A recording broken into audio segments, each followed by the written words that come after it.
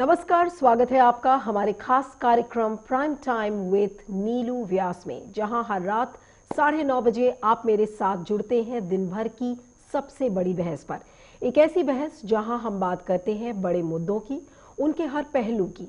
आपको बहलाने की कोशिश नहीं, बल्कि आपके सामने सारे तथ्यों को रखती हूं और फिर आप जो राय चाहें वो बना सकते हैं। हमारी पॉलिसी बिल्कुल क्लियर है कि अगर हम विपक्ष से सवाल करते हैं तो उतने ही सवाल सत्ता से भी पूछते हैं।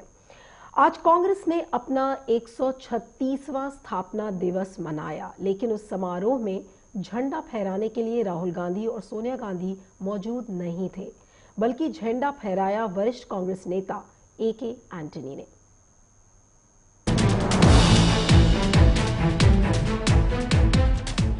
कांग्रेस का स्थापना दिवस 136 साल से चल रहा है, चलते रहेगा। बीच में कोई प्रेजेंट रहता है, कोई एब्सेंट रहता है, वो बड़ी बात नहीं है।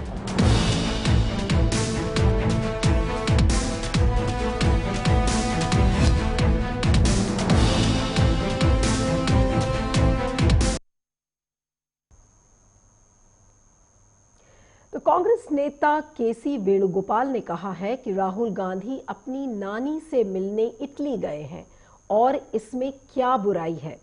आखिर सब लोगों को पर्सनल विजिट करना चाहिए। इसके बाद बीजेपी ने जमकर कांग्रेस पर कटाक्ष किया, ये कहते हुए कि कांग्रेस कब उभर पाएगी। उनके कोई भी नेता आज स्थापना दिवस में मौजूद नहीं थे, नदारद थे। तो ये सारे आरोप एक ऐसे समय में लग रहे हैं जब कांग्रेस अस्तित्व की लड़ाई लड़ रही है। कांग्रेस का प्रदर्शन हर चुनाव में बद से बदतर होता जा रहा है, यहां तक कि उसके अपने ही पार्टी के वरिष्ठ नेता गांधी परिवार को पत्र लिखकर आत्ममंथन करने की बात कर रहे हैं। आखिर देश की सबसे पुरानी और सबसे बड़ी पार्टी कांग्रेस आज इतनी असहाय क्यों नजर आ रही है? आखिर कांग्रेस में इतना क्या गड़बड़ हो गया है? चलिए आज की चर्चा शुरू करते हैं, लेकिन नजर डालते हैं आज के टॉकिंग पॉइंट्स पर। क्या कांग्रेस का हो रहा है अस्तित्व खत्म? आज एक ये बड़ा सवाल सबके सामने है और आज ही नहीं बल्कि कई महीनों से इस पर चर्चा हो रही है। क्या फेल हो रहा है राहुल गांधी का ब्रांड? आखिर क्या वजह थी कि राहुल सोनिया स्थापना दिवस के लिए नहीं रुक पाए? क्या कांग्रेस का नहीं होगा यूपीए का अध्यक्ष? ये भी एक बहुत बड़ा सवाल इस समय कांग्रेस के सामने है। क्या बीजेपी की राजनीति कांग्रेस के बिना अधूरी है? और विपक्षी पार्टियों में क्या कांग्रेस का दबदबा कमजोर हो रहा है? यानी कि आज जब कांग्रेस ने अपना 136वां स्थापना दिवस मनाया तो उसके जो मेन अंतरिम अध्यक्ष सोनिया गांधी वो मौजूद नहीं थी, राहुल गांधी मौजूद नहीं थे और ये आज एक राजनीति का बड़ा मुद्दा बन गया। लेकिन आइए सुनते हैं कि सोनिया गांधी ने आज के अपने वीडियो संदेश में क्या कुछ कहा है। आइए सुने। एक जन आंदोलन के रूप में शुरू हुई कांग्रेस के सामने आजादी के संघर्ष में ऐसे कई मोड़ आए जब कांग्रेस के कार्यकर्ताओं नेताओं पर अत्याचार किए गए, लेकिन कांग्रेस जन देश सेवा और भारत की आज़ादी के अपने लक्ष्य से पीछे नहीं हटे। जेल काटी, काला पानी गए, लाठियां खाए, गोलियों के आगे खड़े हो गए, जान की कुर्बानी दी, पर आज़ादी के लिए लड़े और देश को आज़ादी हासिल हुई। आज़ादी के बाद भी कांग्रेस ने देशवासियों के साथ कदम से कदम मिलाकर मजबूत भारत की नींव रखी। आज फिर परिस्थितियां आज़ादी से पहले ही की तरह हैं। जनता के अधिकार कुचले जा रहे हैं। चारों ओर तानाशाही का आलम है। लोकतांत्रिक और संवैधानिक संस्थाओं को खत्म किया जा रहा है। बेरोजगारी चरम सीमा पर है। खेत खलिहान पर हमला बोला जा रहा है और देश के अन्नदाता पर काले कानून थोपे जा रहे हैं। ऐसे में हमारी जिम्मेदारी है कि हम देश को एक बार फिर तानाशाही ताकतों से बचाएं और उनसे लोहा लें। यही तो ये सोनिया गांधी का वीडियो संदेश था। वो मौजूद नहीं थी स्थापना दिवस के दौरान, लेकिन राहुल गांधी ने एक ट्वीट किया है। आइए देखते हैं कि उन्होंने अपनी ट्वीट में क्या लिखा है। उन्होंने लिखा है कि देश हित की आवाज उठाने के लिए कांग्रेस शुरू से प्रतिबद्ध रही है। आज कांग्रेस के स्थापना दिवस पर हम सच्चाई और समानता के अपने इस संकल्प को दोहराते हैं। जय हिंद। इस बात को ट्वीट किया है राहुल गांधी ने। लेकिन आज बड़ा सवाल यह है कि 136वां स्थापना दिवस था और आज राहुल गांधी नदारद क्यों नजर आए। तो क्या कुछ कहा है आज कांग्रेस के नेताओं ने और उस पर किस तरीके से बीजेपी ने पलटवार किया है, आइए देखते हैं आज की राजनीति। These are all allegations to target Rahul Gandhi. Whenever an opportunity is getting, BJP is doing this target type politics against Rahul Gandhi. You can see that Rahul Gandhi is not now Congress president. He was here for every program, whichever party wanted for him. Whenever party asked him for a program, he is attending all the programs. He is doing farmers program. He attended a tractors rally in Punjab, in Haryana, and he is doing rallies everywhere. He is traveling everywhere. Then you have to understand, everybody has a right to have a personal visit. He went to go to see his grandmother. If that is a wrong thing, to seeing a grandmother is a wrong thing. Congress के बारे में वैसे तो कांग्रेस ही सोचे, लेकिन ये दुर्भाग्य एक राजनीतिक दल का कि उसका जो पहले अध्यक्ष रहे हैं और जिनको लोग अध्यक्ष बनाने की बात करते हैं, वो खुद कांग्रेस के स्थापना दिवस पर गायब हो जाते हैं। और गायब भी देश में नहीं होते, विदेशों में जाते हैं। और विदेशों में भी कहां जाते हैं ये किसी को कोई पता नहीं। ये नेता का गायब होना रहस्यमयी है, अनेकों सवाल पैदा करता है। एक दल और उसके नेता पर अनेकों प्रश्न चिन्ह लगाता है।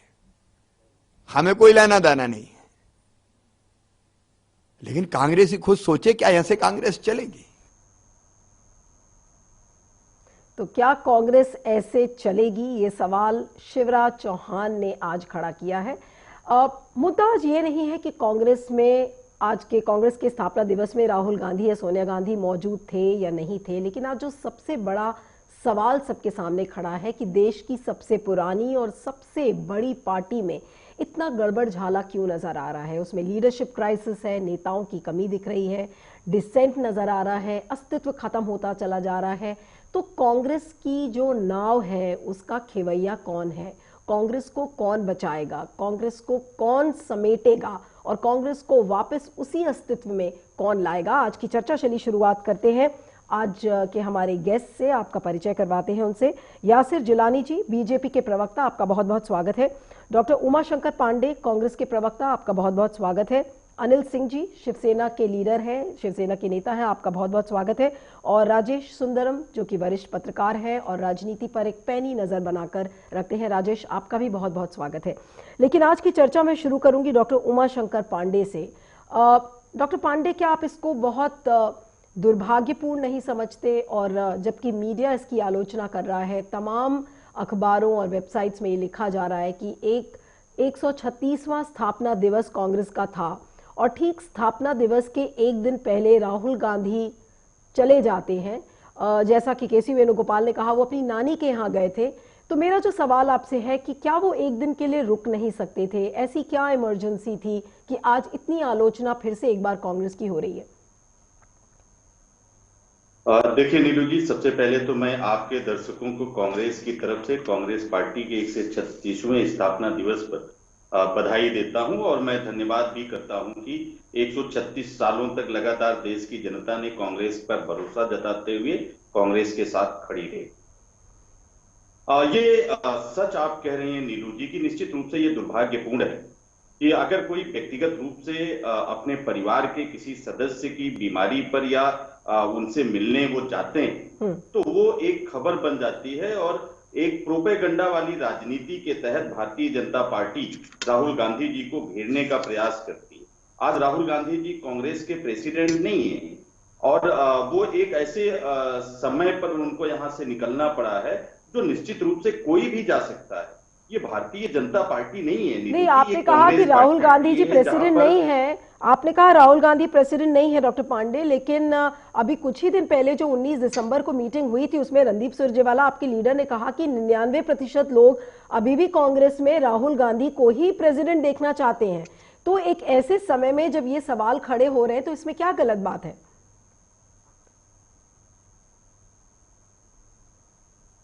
डॉक्टर पांडे, अगर बोले तो भी इस मौके पर मेरी आवाज आ रही है? जी जी, मैं सुन सकती हूँ आपको, आप बोले। तो मुझे लगता है इस मौके पर कोई भी जाता। देखिए, ये योगी आदित्यनाथ जी की जैसे नहीं है कांग्रेस के लोग जैसे हैं हम लोग। यो अब आप देखिए, मंतव्य बदल जाते हैं, मायने बदल जाते हैं, एक ही सिक्के के दो पहलू को जैसे चाहे हम वैसे प्रस्तुत कर लें। योगी जी के पिताजी का देहांत होता है और योगी जी नहीं जाते हैं। अगर हम आलोचना करें तो हम कहें कि वो पितृधर्म का निर्वहन नहीं किए, और अगर हम प्रशंसा करें तो भारतीय जनता पार्टी के अंधभक्तों की तरह हम कहने लगेंगे कि देखिए पिताजी के भी अंतिम संस्कार में नहीं गए और यहाँ बैठ के जनता की सेवा करते रहे। ठीक है डॉक्टर पांडे, मैं ये सवाल अब बीजेपी के प्रवक्ता यासिर जिलानी जी से, मैं आपके पास आती हूँ, मुझे यासिर जिलानी जी से ये सवाल करने दीजिए कि जब योगी आदित्यनाथ जी अपने पिता के देहांत पर नहीं जाते हैं तो कांग्रेस ऐसा कुछ भी नहीं लिखती है, लेकिन आज जब राहुल गांधी अपनी नानी से मिलने चले गए तो इस तरीके की जो टिप्पणियां बीजेपी की तरफ से आ रही हैं, और जैसा कि केसी वेणुगोपाल ने कहा कि बीजेपी एक बहुत ही लो लेवल पॉलिटिक्स में इंडल्ज कर रही है, तो क्या ये बातें शोभा देती हैं बीजेपी को? मैं आपको बताऊं, एक तो ये कांग्रेस का बिल्कुल आंतरिक मामला है। कांग्रेस कैसे डील करेगी, कांग्रेस के लिए विडंबना है कि कांग्रेस के स्थापना दिवस पे जो कांग्रेस को चलाने वाले लोग हैं उन दोनों में से कोई मौजूद नहीं रहा है। मसला देखिए सवाल क्यों उठ रहा है। इटली गए हैं राहुल गांधी, जहां तक सूत्रों से खबर है, और कोरोना का जो सेकेंड स्ट्रेन है वो बहुत जबरदस्त वहां पे है। और उनकी अगर वो ये कांग्रेस के लीडर ये भी कह रहे हैं कि अपनी नानी से मिलने गए, उनकी तबीयत खराब है, तो क्या कांग्रेस के जो अभी जो अध्यक्ष नहीं है, अध्यक्ष हो सकते हैं, क्या वो कोरोना महामारी के लिए जो तमाम दुनिया में गाइडलाइंस है उसको फॉलो करेंगे जाके वहां पे? वैसे ही ओल्ड एज क्या अगर कोई बंदा इस वक्त बीमार है, उसके साथ जो गाइडलाइंस है उसके अकॉर्डिंग अगर वो इटली जाते हैं तो पहले उन्हें अपने आप को क्वारंटाइन करना होगा, और उसके बाद जब वो भारत आएंगे तब भी उन्हें आके क्वारंटाइन होना पड़ेगा। तो ये क्या सारे के सारे यासिर जी मुझे ये बताइए, राहुल गांधी जी? नहीं, मुझे ये बताइए यासिर जी, बीजेपी की प्रॉब्लम क्या है? राहुल गांधी की गैर मौजूदगी या राहुल गांधी का कोरोना के टाइम में अपनी नानी से मिलना? इसको थोड़ा सा स्पष्ट करिए कि आप बीजेपी को प्रॉब्लम क्या है? बीजेपी को कोई प्रॉब्लम नहीं है, बीजेपी से कोई मतलब भी नहीं है कि आप कहां जा रहे हैं, लेकिन जब आप एक तरीके से कल तक आपने किसान भाइयों को, जो अन्नदाता हमारे सराउंडिंग के बाउंड्री पे बैठे हुए हैं, उनको जब आप भ्रमित करते हैं, उनके अंदर भ्रम फैलाते हैं, उनको उकसाते हैं, और उकसाने के बाद आप इटली चले जाते हैं छुट्टी मनाने, तो सवाल आपको अगर एक लेमैन है, जो कॉमन आदमी है, वो भी सवाल करेगा, क्योंकि आप विपक्ष के बड़े लीडर माने जाते हैं, आप संसदीय कमेटियों के मेंबर हैं, आपकी जो प्रेजेंस है उन कमेटियों में, पार्लियामेंट में जीरो आती है, तो लोग सवाल आपसे उठाएंगे, करेंगे कि आप जो राजनीति कर रहे हैं, ये मैं बार बार इसलिए कह रहा हूं कि ये आंतरिक मामला है कांग्रेस का।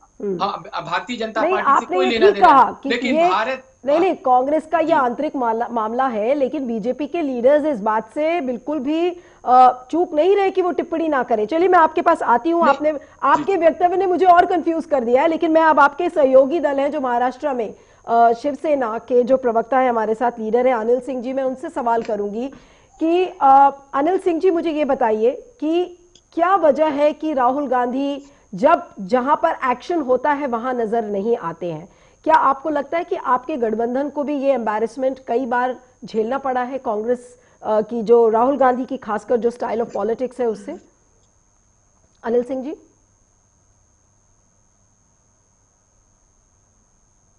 अनिल सिंह जी से लगता है संपर्क टूट गया है। मैं राजेश के पास जाना चाहूंगी। राजेश, आज जो ये पूरी तमाम जो राजनीति हो गई है, 136वां स्थापना दिवस, राहुल गांधी का वहां पर ना होना, बीजेपी का ये भी कहना कि नहीं ये तो कांग्रेस का आंतरिक मामला है, लेकिन फिर भी उन्होंने टिप्पणी की और एक राजनीतिकरण पूरे आज इस 136वें दिवस का हो गया।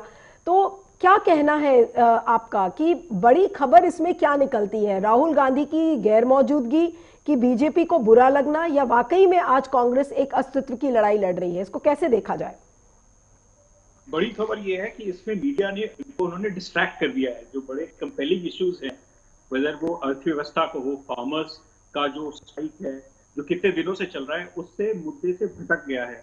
अगर आप देखें, बीजेपी हमेशा ये कहती आई है कि कांग्रेस में जो गांधी फैमिली है उनका कोई वजूद नहीं है। यहाँ तक कहते हैं कि कांग्रेस का कोई वजूद नहीं है और कांग्रेस मुक्त भारत की बात करती है। और वहां पर जहां पर उनका एक नेता विदेश जाता है तो उसको इतना बड़ा अगर कोई मुद्दा बनाए तो उसमें कहीं ना कहीं मीडिया को भी सोचना पड़ेगा कि उसको हम क्यों इतना बड़ा मुद्दा बना रहे हैं। दूसरी बात यह है कि इन्होंने पार्लियामेंट की बात कही कि राहुल गांधी ने पार्लियामेंट के जो सेशन अटेंड नहीं करी, उसमें हमारे यहाँ विंटर सेशन ऑफ पार्लियामेंट नहीं हो रहा है, उस पर कोई विचार नहीं हो रहा है, उस पर कोई सवाल नहीं उठाया जा रहा है। तो क्लियरली मेरे ख्याल से ये जो चीजें हैं ये हमको सोचनी पड़ेगी, मीडिया को भी सोचना पड़ेगा कि किस तरह के मुद्दों को सुबह से उठाते चल रहे हैं, कौन से मुद्दे हैं जो होने चाहिए, जो रियल इश्यूज हैं, जिससे आगे बढ़ते हैं, और एक तरह से जो नैरेटिव बिल्डअप होता है उसको किस तरह से बढ़ाते हैं। हैविंग सेड दैट, ये भी कहूंगा कि राहुल गांधी का जो एक रवैया रहा है वो एक ऐसे पॉलिटिशियन का रहा है जो इस तरह से जब ऑप्टिक्स की बात आती है वहां पर वो चले जाते हैं और उसको मीडिया को हाईलाइट कर देते हैं, मीडिया को एक तरह से स्नोबॉल करके एक बहुत बड़ा मुद्दा बनाया जाता है। राहुल गांधी हाल में पंजाब में, हरियाणा में उन्होंने बड़ी ट्रैक्टर रैलियां निकाली हैं जिस पर मीडिया का कोई खास स्पॉटलाइट नहीं रहा है। लेकिन एक जरूर ये बात है कि उनके ऊपर एक कैजुअल लीडर होने की एक छवि है जिसको बहुत ज्यादा उन्होंने भी हटाने की या कांग्रेस से भी हटाने की कोशिश नहीं की है। तो बीजेपी का जहां तक ख्याल है, उन्होंने हमेशा कहा कि गांधी फैमिली इररिलेवेंट है, तो फिर अब रिलेवेंस के लिए अब उसको क्यों उठा रहे हो लोग? ओके, तो राहुल के आपके कहने का मतलब ये है कि राहुल गांधी ने ही ये मौका दिया कि बीजेपी इस तरीके से टिप्पणी करे, और उनकी जब उन्होंने ट्रैक्टर ट्रॉलीज वाली रैली की तो मीडिया ने बहुत ज्यादा नहीं दिखाया, लेकिन आज वो अपने नानी के घर चले गए तो वो एक बड़ा मुद्दा बन गया।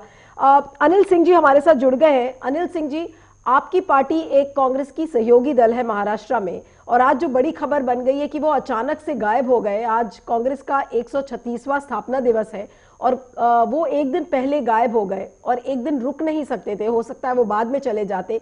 तो क्या आपकी पार्टी के लिए भी एक एम्बैरेसमेंट है या आप इस पर कुछ कहना ही नहीं चाहते? देखिए, दुखद तो है। आज देश को खड़ा करने वाली कांग्रेस पार्टी जी, उसकी ये दशा को देखकर दुख होता है। कोई नेतृत्व को लेकर कोई परेशानी नहीं है। सोनिया जी हो, प्रियंका जी हो, राहुल जी हो, लेकिन दुखद इस बात का है कि एक आक्रामक शैली की आवश्यकता है। मुझको लगता है कांग्रेस कहीं ना कहीं इन सब चीजों में भारतीय जनता पार्टी से पीछे छूट गई है, और लत्ते को सांप बनाना तो भारतीय जनता पार्टी का कृत्य है। भारतीय जनता पार्टी तो इस तरह की ओछी राजनीति में माहिर है। अब कोई अपने नानी के घर ना जाए, भारतीय जनता पार्टी के नेता अपने दादी काकी के यहाँ क्या नहीं जाते हैं, प्रधानमंत्री अपनी माता जी के यहाँ मिलने नहीं जाते, और फिर जिस तरह चाल और चरित्र की भारतीय जनता पार्टी बात करती है तो क्या भूल जाती है बंगारू लक्ष्मण इनके भी राष्ट्रीय अध्यक्ष थे क्या उन्होंने? तो दूसरे के चाल और चरित्र पर पहले उंगली उठाने से पहले भारतीय जनता पार्टी को चिंतन करने की आवश्यकता है।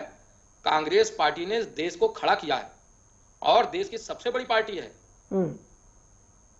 ये पूरा देश भारतीय जनता पार्टी से ऊब गया है, इनकी तानाशाही से, इनकी मक्कारी से। न ये राम के हैं, नीम के हैं, किस प्रकार घूम घूम के पूरे देश में खाली ईडी, सीबीआई, काला धन और राज्यपाल की मदद से सरकारें बना रहे हैं। क्या पूरा देश नहीं जानता है इनके चरित्र को? डॉक्टर पांडे, किसान एक माह से सरहद पे बैठा हुआ है, उसको ये नहीं देख रहे हैं। ये खाली नानी और काकी और दादी कहाँ चले गए राहुल जी, उसकी चर्चा यहाँ हो रही है। अभी ये सवाल मैं यासिर जिलानी से करूंगी। हाँ, यासिर जिलानी से ये मैं सवाल करूंगी, लेकिन उसके पहले मैं डॉक्टर उमाशंकर पांडे को से सवाल पूछना चाहती हूं कि डॉक्टर पांडे मुझे ये बताइए कि कांग्रेस में एक एग्जिस्टेंशियल क्राइसिस चल रहा है। आप चुनाव पे चुनाव आप हारते चले जा रहे हैं, चाहे वो बिहार का चुनाव हो, वहां पे आपका प्रदर्शन अच्छा नहीं रहा, हैदराबाद पोल्स में देख लीजिए, जितने भी चुनाव देख रहे, जो लोकसभा के चुनाव हुए उसमें आप देख लीजिए, 2014 का आपने चुनाव हारा, 19 का हारा, किसी भी राज्य को ले लीजिए, कांग्रेस उभरती हुई कहीं से नजर नहीं आ रही है। तो कहीं ना कहीं आत्ममंथन, आत्मविश्लेषण कुछ तो पार्टी में होगा, लेकिन ऐसा लग रहा है कि आपके पार्टी का जो नाविक है वो कान में तेल डालकर बैठ चुका है। तो कब चेतेगी कांग्रेस की पार्टी, कब मतलब कब जगेगी कांग्रेस, ये सबसे बड़ा इस समय सवाल है। नीलू जी, देखिए, पहली बात तो मैं भारतीय जनता पार्टी के मित्र को कहना चाहता हूं, वो कांग्रेस की चिंता ना करें, वो अपनी चिंता करें। भारत का किसान जिसने उन्हें यहां तक पहुंचाया है, अहंकार में डूबे हुए, नहीं, वो बीजेपी तो आपसे सवाल कर रही है, लेकिन सर नरेंद्र मोदी को समझाइए, अहंकार से बाहर नहीं, किसान जहां ठंड में ठिठुरते हुए बैठा है, मर रहा है, उसकी चिंता करिए। नहीं, मैंने ये सवाल डॉक्टर पांडे, मैंने ये सवाल एज अ जर्नलिस्ट आपसे किया कि जिस पार्टी को हम ग्रैंड ओल्ड पार्टी कहते हैं, आज उस पार्टी में एक बहुत बड़ा क्राइसिस है। आप चुनाव पे चुनाव हार रहे हैं, मैं लीडरशिप क्राइसिस की बात कर रही हूँ कि कौन संभालेगा कांग्रेस को इस समय। आप सुनिए जी। नहीं, फिर मैं ये कहूंगा जरूर कि आपको ज्यादा स्टडी करने की जरूरत है और फैक्ट को सामने लाना चाहिए। राहुल गांधी जी पहला चुनाव कब लड़े थे? 2004 में, और 2004 में अटल बिहारी जैसे व्यक्तित्व को हटाने, सत्ता से बेदखल करने का काम किया गया। 2009 में हारे ये दोबारा, जब आडवाणी जी के नेतृत्व में चुनाव लड़ा जा रहा था, और तब राहुल गांधी जी थे, राहुल गांधी जी का नेतृत्व था। 2004 में अटल बिहारी वाजपेयी को धराशायी करने का काम हुआ राहुल जी के नेतृत्व में। 2009 में आडवाणी जी और उनकी पूरी शख्सियत नहीं, मान लिया हमने कि 2009 तक किया, लेकिन 2014 आते आते तक क्या हो गया डॉक्टर पांडे? जो राहुल गांधी का करिश्मा, जिस समय वो कच्ची राजनीति के माने जाते थे, उस समय अगर वो करिश्मा दिखा सकते थे, तो 2014 और 19 में ऐसा क्या हो गया कांग्रेस में? मुझे लगता है कि डॉक्टर पांडे का कनेक्शन फिर से टूट गया है। मैं यासिर जिलानी के पास जाऊंगी कि यासिर जिलानी जी, मुझे एक बात बताइए, आपकी पार्टी एक तरफ कहती है कि आपको कांग्रेस से कोई मतलब नहीं है, लेकिन ये तो मान लीजिए कि बिना कांग्रेस पर निशाना साधे आज बीजेपी का भी एग्जिस्टेंस नहीं है, क्योंकि हर बात में आप देख लीजिए, आज ऑलमोस्ट 6 साल होने को आया बीजेपी के टेन्योर को, लेकिन बीजेपी अपने सारे कटाक्ष में कांग्रेस को मौजूद रखती है, चाहे वो राहुल बाबा की बात हो, चाहे सोनिया गांधी की बात हो, चाहे कांग्रेस पार्टी की बात हो, कोई भी अटैक बीजेपी का बिना कांग्रेस को अटैक किए इनकम्प्लीट रहता है। तो ये तो मान लीजिए कि कांग्रेस का एग्जिस्टेंस बीजेपी के लिए भी उतना ही जरूरी है अगर आपको राजनीति करनी है तो। साधारण सा सोचने का तरीका होना चाहिए, क्योंकि भारत के अंदर किनकी हुकूमत रही सबसे ज्यादा? अगर आप काउंटिंग करेंगे तो कांग्रेस की रही है। कांग्रेस ने भारत को आज इस मुहाने पे लाके खड़ा कर दिया है कि ये सारी जो प्रॉब्लम्स आपको दिख रही है, अगर इनका रवैया ढुलमुल रवैया नहीं होता, ये अगर अपने कॉन्सेप्ट में क्लियर होते, तो आज ये सारी चीजें, किसान बिल कब से प्रॉब्लम में, कब से हम लोग सुन रहे। जब मैं स्कूल में था 11-12 से हमने सुनना शुरू किया, हमने 10 साल तक यूपीए की सरकार देखी, कई बार डायलॉग एस्टैब्लिश करने की कोशिश करी गई, लेकिन कोई हल नहीं निकला। आज जब प्रधानमंत्री हल निकालते हैं, जनहित की बात कर रहे हैं, अन्नदाता की बात कर रहे हैं, तो आप अपने ही मैनिफेस्टो में दिए हुए पॉइंट्स आप भूल गए। अच्छा, मैं आपको, चलिए आपके मुद्दे पे आता हूं, जो हमारे एक पैनलिस्ट मित्र ने बात कही, मैं सिर्फ 16 हफ्ते की report card Bharatiya Janata party की इलेक्टोरल पॉलिटिक्स की बता देता हूं, उसका जवाब अगर है हमारे मित्र को तो वो दें।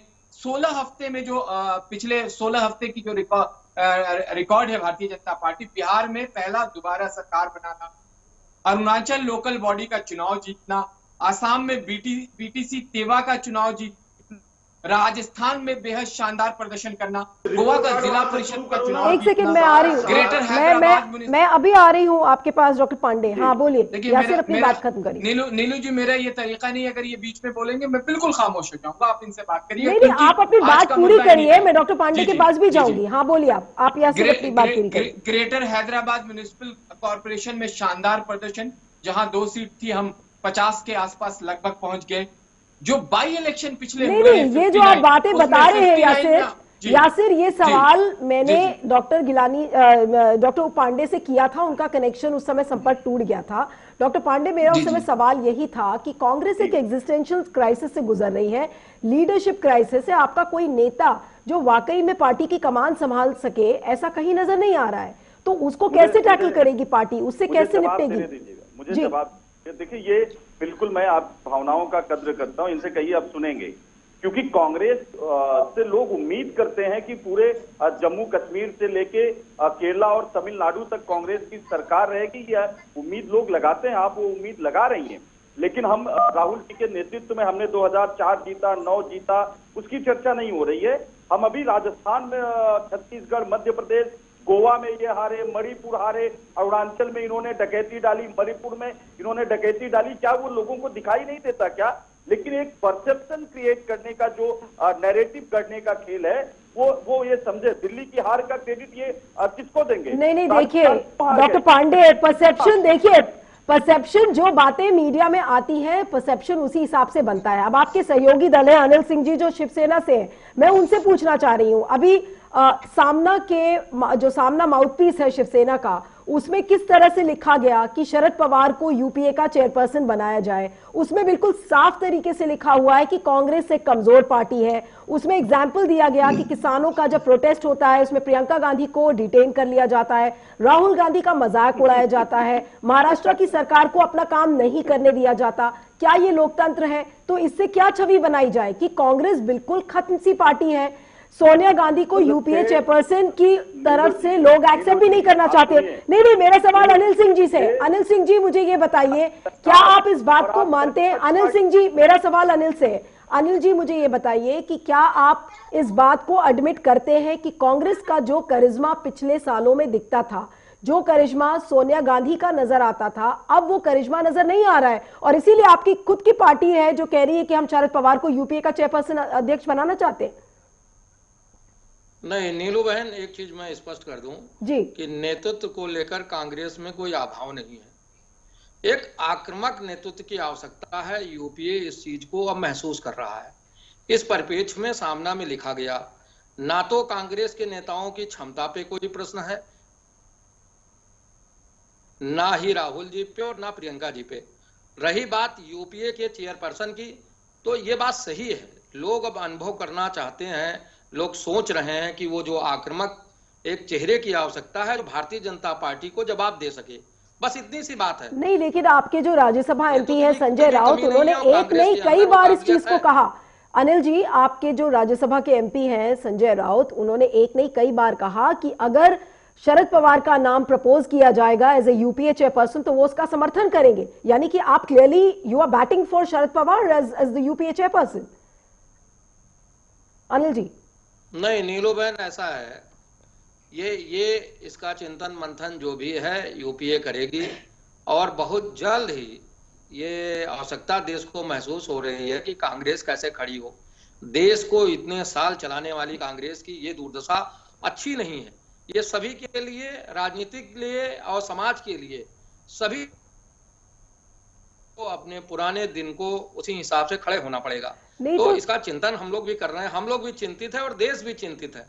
ठीक है, आप कह रहे हैं एज ए सहयोगी दल आप भी चिंतित है, लेकिन हाँ, इस पर मैं राजेश के पास प्रश्न करना चाहती हूँ कि राजेश, अभी हाल में हमने देखा जिस तरह से सामना माउथपीस में नजर आया कि किस तरह से शरद पवार के नाम को लेकर मुहर लगाई जा रही है कि उन्हें यूपीए का अध्यक्ष बनाया जाए, क्योंकि जितनी भी विपक्षी पार्टीज हैं उन्होंने क्लियरली उसमें लिखा है कि विपक्षी पार्टीज एकजुट तब तक नहीं हो सकती हैं जब तक कोई एक स्ट्रॉन्ग लीडर उनको यूनाइट नहीं करता है। और शरद पवार का इस समय नाम बढ़ चढ़कर सामने आगे आ रहा है कि वो सारी विपक्षी पार्टीज को जोड़ सकते हैं। तो क्या इस समय कोई कंफ्यूजन, आपने अभी शिवसेना के लीडर को सुना, वो भी थोड़ा सा कंफ्यूज है, वो कह रहे हैं कि नहीं, लीडरशिप का अभाव नहीं है कांग्रेस में। आप इस पर क्या कहेंगे? कहीं ना कहीं तो एग्जिस्टेंशियल क्राइसिस नजर आ ही रहा है ना कांग्रेस में। नहीं, बिल्कुल। इसमें अगर आप देखें, जो यूपीए है उनको दो तरह की विडंबना है। एक तो ये है कि जो सरकार की जो परफॉर्मेंस है, जो विकास का दावा है, बाकी चीजें हैं, जो अभी एग्रीगेशन क्राइसिस है, जो एग्रीकल्चरल लॉ को लेकर जो बातें की जा रही हैं, उनके ऊपर आरोप लगे जा रहे हैं कि जो क्रोनी कैपिटलिस्ट हैं, कुछ दो इंडस्ट्रियल हाउसेस का नाम आ रहा है कि उनके लिए पूरी सरकार चल रही है, ये सारी चीजें हैं। लेकिन दूसरी तरफ आप एक जो इलेक्शन विनिंग मैकेनिज्म है, मशीनरी है बीजेपी की, बहुत स्ट्रांग होती जा रही है। अब वो चाहे इलेक्टोरल गेन से हो या साम दाम दंड भेद लगा के जो जीतते हैं उससे हो, वो बहुत स्ट्रांग हो रही है। तो उसके लिए इफेक्टिव ऑपोजिशन की जरूरत है।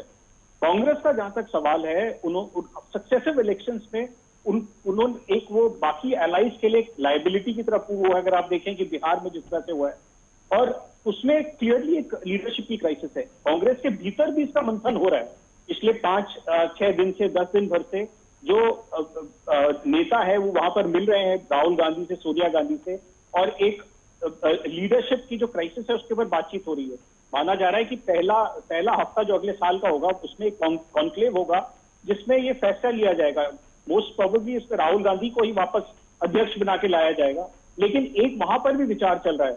लेकिन शिवसेना में जो सामना में जो बातें हुई हैं उनके एडिटोरियल में, उसमें काफी ऐसी भी बातें की गई हैं जिसके बारे में यूपीए को सोचना पड़ेगा। शरद पवार ने खुद ये कहा है कि वो इंटरेस्टेड नहीं है, लेकिन एक जो लीडरशिप है, या तो जो करंट लीडरशिप है वो स्ट्रांग हो, या एक ऑल्टरनेट लीडरशिप इसमें इमर्ज हो जो इसको आगे लेके जाए। ऐसे मैंने कहा कि जो चीजें हैं, जो एक पोटेंट ग्राउंड है, लोगों में जो अनएम्प्लॉयमेंट है, बाकी चीजों को लेकर जो रोष है, उसको कहीं ना कहीं ये कैपिटलाइज नहीं कर पा रहे और बीजेपी इलेक्शन जीते जा रही है। तो इसको जो एक फोकस एक तरीके से जो कैंपेन की जरूरत होती है वो ऑपोजिशन में नहीं है, जिसकी जरूरत है। अब मुझे ये बताइए डॉक्टर पांडे, अभी आपने राजेश को सुना कि जो मेन मुद्दे हैं, चाहे वो अर्थव्यवस्था हो या बाकी जो इश्यूज हैं, लोगों के मन में गुस्सा है केंद्र सरकार के खिलाफ, लेकिन फिर भी तमाम इश्यूज होने के बावजूद कांग्रेस क्यों नहीं कैपिटलाइज कर पा रही है? कांग्रेस इतनी कमजोर क्यों नजर आ रही है? आज आपको नहीं लगता कि आपको एकजुट होकर, जिस तरीके से पहले कोalitions बनाकर सोनिया गांधी बिल्कुल प्रोएक्टिव तरीके से बातचीत करती थी, सबको एकजुट करती थी, आज वो चीज बिल्कुल गायब है कांग्रेस से? डॉक्टर पांडे, अगर ये चीजें गायब हैं, आपने देखा कि किसान आंदोलन पे सबसे पहले राहुल गांधी जी निकले और 3 दिनों तक लगातार ट्रैक्टर यात्रा करते हुए वो पंजाब और हरियाणा के किसानों के बीच गए और किसानों ने उस बात को समझा। आज देश में इतना बड़ा आंदोलन चल रहा है तो कहीं ना कहीं वो राहुल जी की बातों की स्वीकार्यता ही है और मोदी जी और उनकी पूरी सरकार लग गई है इस बात को ये कहने में कि विपक्ष बरगला रहा है। यानी कि विपक्ष की जो ताकत है उसको भारतीय जनता पार्टी तो समझ रही है। आप देखिए तमाम सारे लोग कैसे इस आंदोलन को बदनाम करने पर लग गए हैं।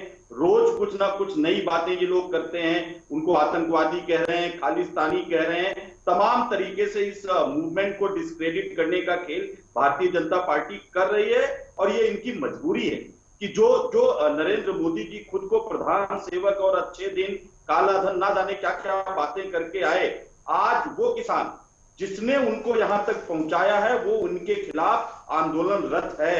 ये किस नेतृत्व की बात करें? क्या मोदी का नेतृत्व इस आंदोलन को संभाल पाने में सक्षम हो पा रहा है? वो हम पर आरोप लगा रहे हैं कि हम बरगला रहे हैं। अगर हम बरगला रहे हैं तो इसका मतलब कि हम ज्यादा सक्षम है नरेंद्र मोदी जी से। चलिए ये सवाल मैं यासिर से करती हूँ। यासिर, मुझे ये बताइए कि आपकी पार्टी इस बात को तय क्यों नहीं कर पा रही है कि कांग्रेस मजबूत है या कमजोर है? उस दिन प्रियंका गांधी ने भी इस बात को लिखा कि अगर आपकी पार्टी ये कह रही है कि वो कांग्रेस को बरगला रही है, इसका मतलब तो कांग्रेस बहुत स्ट्रांग हो रही है, और दूसरी तरफ ये कहा जा रहा है कि कांग्रेस बिल्कुल कमजोर है। तो बीजेपी का स्टैंड क्या है कांग्रेस के बारे में? मजबूत कांग्रेस या कमजोर कांग्रेस? देखिए, स्टैंड बिल्कुल क्लियर है। जब आप किसी मुद्दे पे बिल्कुल, आप इलेक्ट्रल पॉलिटिक्स में आपने देखा है फेल हो चुके हैं। आप अगर अभी किसान बैठे हुए हैं तो किसान के कंधों पे आप अपनी बंदूक रख के चलाना चाहते हैं राजनीति। आपको लगता है कि एक बहुत बड़ी भीड़ हमारे साथ जुड़ जाएगी, ऐसा होगा नहीं, क्योंकि आपकी पॉलिसी बिल्कुल समझ में नहीं आ रही है आपके लीडरशिप को कि वो क्या करें इसमें। अब आप बताइए कि हमारे शीर्ष नेतृत्व हमारे कृषि मंत्री नरेंद्र सिंह तोमर से लेके प्रधानमंत्री तक अन्नदाता के साथ संवाद कायम कर रहे हैं। अब मैं किसान, ये जो हमारे प्रवक्ता बंधु बैठे हुए हैं, मैं इनसे सिर्फ पूछ दूं। एक सेकंड डॉक्टर पांडे, मैं अभी आती हूँ आपके पास। हाँ, देखिए ये झूठ बोल रहे हैं। प्रधानमंत्री ने किसानों से आप सच बोलिए, ये बता दें।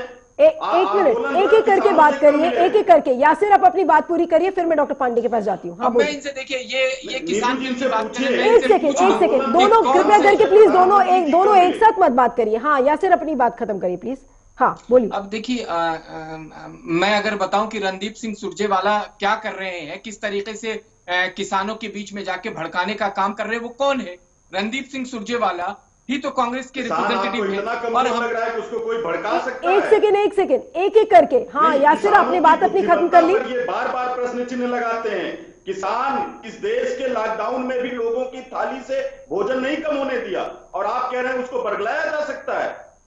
ये मानसिकता आपको बदलनी होगी। मैं अनिल सिंह, हम तो बदलने नहीं जा रहे हैं, आप अपने आप को बदल लीजिए। और मैं आपसे पूछ लूं कि किसान बिल है क्या, वो भी नहीं बता पाएंगे। अनिल सिंह जी, बिंदु पे बात चल रही है। एक सेकंड मैं अनिल सिंह जी से सवाल करना चाहती हूँ। एक सेकंड मैं बताऊंगा आपको। अनिल सिंह जी, भंडारण का अधिकार आप देके नियंत्रित करना चाहते हो मूल्य। नहीं, एक सेकंड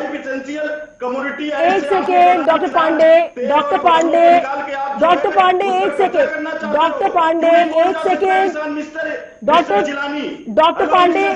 डॉक्टर पांडे, बाकी गेस्ट भी हैं हमारे शो पर। आप नहीं, देखिए इस तरीके से आप लोग हाईजैक मत करिए ना शो। मेरे पास और भी गेस्ट हैं, मुझे सबसे बात करनी है। Doctor Pandey, you can not continue like this please.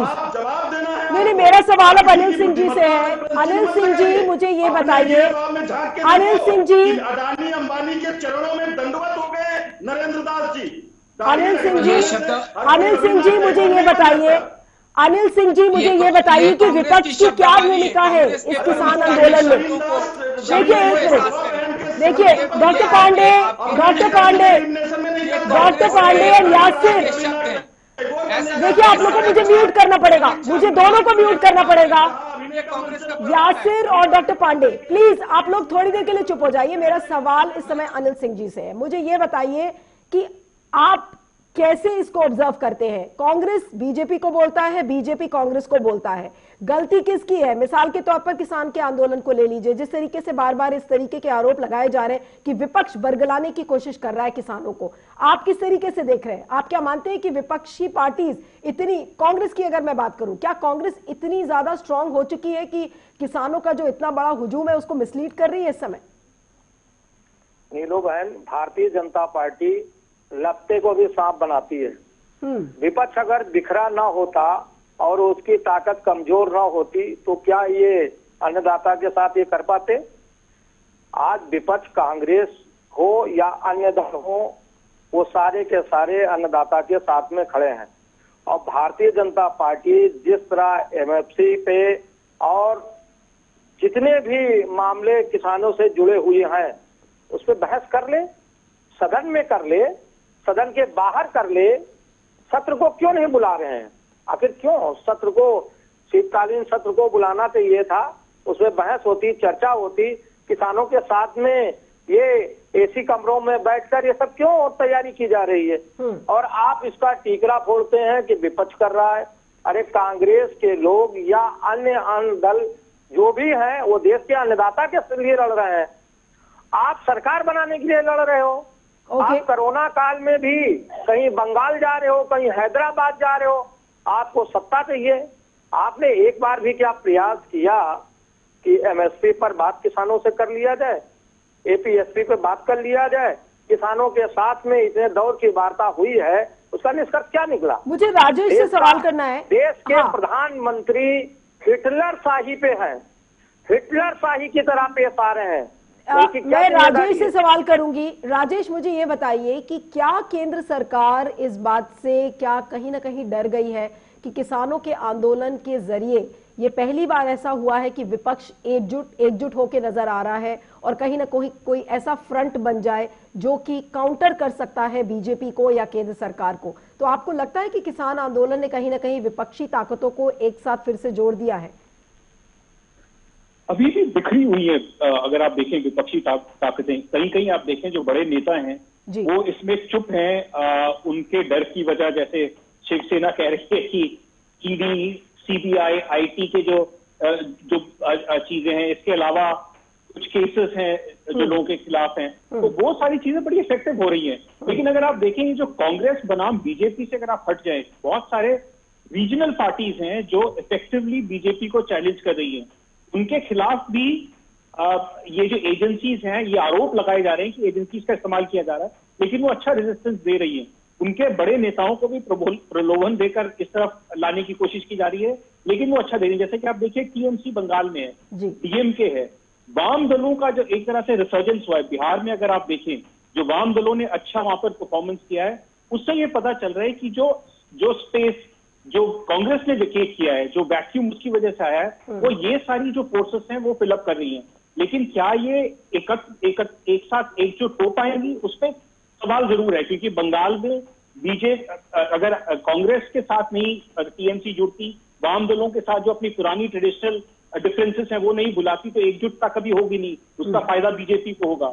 तो इस तरह से मेरे ख्याल से जो आगे चल के अगले आम चुनाव तक अगर ये रीजनल पार्टीज अपने आप को कंसोलिडेट नहीं करती हैं, जिसमें शिवसेना भी इंक्लूडेड है, उस पे जो रणनीति बनती है वो आगे होगा। और उसको किस तरह से, उस यूनिटी को किस तरह से बीजेपी तोड़ती है, जिस तरह वो कर रही है, उस पर भी एक नजर रखनी पड़ेगी। उसी के सक्सेस पे डिपेंड करता है। लेकिन जहां तक अभी का सवाल है कि बीजेपी अभी हावी हो चुकी है, वेदर वो एक रीजनल पार्टी हो या कांग्रेस के लेवल की पार्टी हो, उन्होंने एक तरह से साइकोलॉजिकली और बाकी तरीके से उनके अंदर एक इंफीरियरिटी कॉम्प्लेक्स भरने की पूरी कोशिश करी है। उनके अंदर से नेताओं को बाहर ला रहे हैं, बीजेपी में शामिल करा रहे हैं, उनके ऊपर जो एजेंसीज का प्रेशर बनाया हुआ है। तो जब तक ये चीजें चलेंगी तब तक ऑपोजिशन यूनिटी की बात करना भी ठीक नहीं है। और उसी तरह जैसे मैंने कहा था कि एक तरफ बीजेपी का जो रिपोर्ट कार्ड है वो कोई खास अच्छा नहीं है, लेकिन जो इनके इलेक्टोरल सक्सेसेस है वो बढ़ती जा रही हैं, क्योंकि वो विपक्ष को तोड़ने में कामयाब हुए हैं। जी, तो डॉक्टर पांडे काफी महत्वपूर्ण पॉइंट्स राजेश ने आपके सामने बताए हैं और मुझे लग रहा है कि जब आपकी पार्टी आत्ममंथन करेगी तो ये सारे पॉइंट्स को आप नजरअंदाज नहीं कर सकते कि जहां पर रीजनल लीडर्स जैसे टीएमसी है, डीएमके के स्टालिन है, ये सब राज्यों में ये जो रीजनल प्लेयर्स हैं ये स्ट्रॉन्ग आज इसीलिए हुए क्योंकि कांग्रेस ने उनको अपनी स्पेस दिया है। तो आज तो आप कम से कम मान लीजिए कि कांग्रेस में एक बहुत ही गहरे आत्ममंथन की जरूरत है। और मेरा जो सवाल आपसे ये है कि क्या अभी भी आप गांधी परिवार पर ही डिपेंडेंट हैं या गांधी परिवार के बाहर का भी कोई नेता होगा जिस पर कांग्रेस अपना दारोमदार रखेगी? देखिए नीलू जी, कांग्रेस पार्टी सामूहिक मंथन, चिंतन और सामूहिक नेतृत्व को हमेशा वरीयता देती रही है। गांधी परिवार के व्यक्तियों की अगर आप देखें तो 89 के बाद आप मुझे बता दीजिए गांधी परिवार का कोई इस देश का प्रधानमंत्री बना क्या? जबकि पीवी नरसिम्हा राव जी देश के प्रधानमंत्री बने, मनमोहन सिंह जी 2 बार प्रधानमंत्री बने। तो ये कहना कि गांधी परिवार के कारण ऐसा हो रहा है, मुझे लगता है ये सही नहीं है। आप इसको उठा के देखें। नहीं, मैंने आपसे पूछा कि अब जो आपका प्रेसिडेंट बनेगा क्या वो गांधी परिवार से बनेगा या गांधी परिवार के बाहर बनेगा? आपने मेरे प्रश्न का जवाब नहीं दिया। मैंने पूछा कि आपका जो अगला प्रेसिडेंट होगा कांग्रेस का वो गांधी परिवार से होगा या गांधी परिवार के बाहर होगा? नीलू जी, बहुत संक्षेप में, मेरा समय खत्म हो रहा है, बताइए। नहीं, मैं ऑल इंडिया कांग्रेस कमेटी का मेंबर भी हूँ और एआईसीसी मेंबर भी तय करते हैं कि अगला प्रेसिडेंट कौन होगा। और आने वाले समय में ये तय हो जाएगा जब एआईसीसी मेंबर्स बैठेंगे। इलेक्टोरल प्रोसेस होता है, डेमोक्रेटिक सेटअप है। तो आप कह रहे हैं कि आने वाले दिनों में चुनाव होगा और चुनाव में प्रेसिडेंट कोई भी हो सकता है? अगर जरूरत पड़ी तो निश्चित रूप से चुनाव होगा।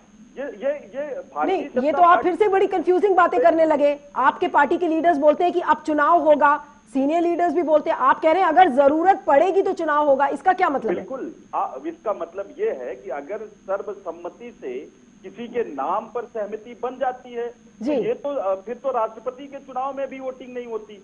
फिर वो डिक्लेयर हो जाता है।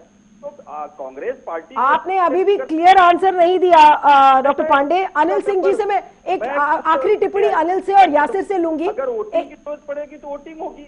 नहीं, आप जनता पार्टी अनिल सिंह जी का लेफ्ट राइट होना ही जो है महत्वपूर्ण। डॉक्टर पांडे हाँ, मैं अभी भी समझ रही हूं, लेकिन आपने कंफ्यूजिंग आंसर एक दिया है। अनिल सिंह जी से मैं पूछना चाहती हूं, आपके सहयोगी दल भी है वो महाराष्ट्र में, कि क्या आपको कोई क्लियर रोड मैप समझ में आ रहा है कांग्रेस का इस समय, कि कांग्रेस आगे कैसे चलेगी? चुनाव होगा नहीं होगा, ये दोनों तरीके की बातें हो रही हैं। बहुत संक्षेप में आंसर चाहिए।